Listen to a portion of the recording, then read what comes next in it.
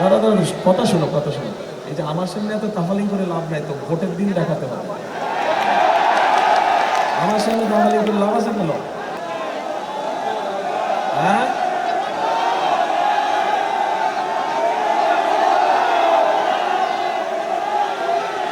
হ্যাঁ 12 তারিখে ভোট।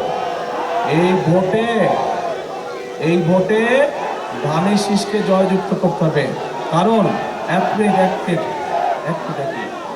যেখানে যেখানে যেই জায়গাগুলো আছে, সেমিকন্ডাক্টর তৈরি করা, সফটওয়্যার তৈরি করা, এই বিষয়গুলোর উপর আমরা ট্রেনিং দিব। এই বিষয় সংক্রান্ত যে কোম্পানিগুলো আছে তাদের সাথে এরই মধ্যে আমাদের কিছু কথাবার্তা হয়েছে।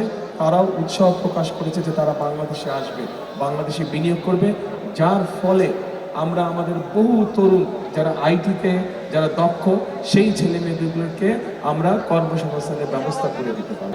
যে সকল ধর্মীয় প্রধান আছেন সেই সকল মানুষেরা, এখন এই মানুষগুলোকে আমরা দেখেছি অনেকেই এদের মধ্যে অনেক কষ্টে থাকেন।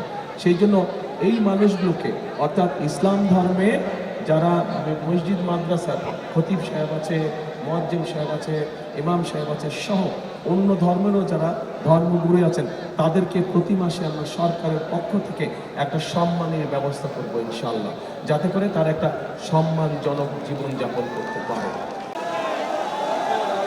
হ্যাঁ,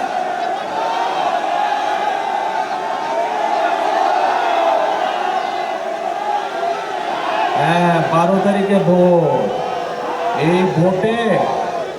এই ভোটে ধানের শীষকে জয়যুক্ত করতে হবে। কারণ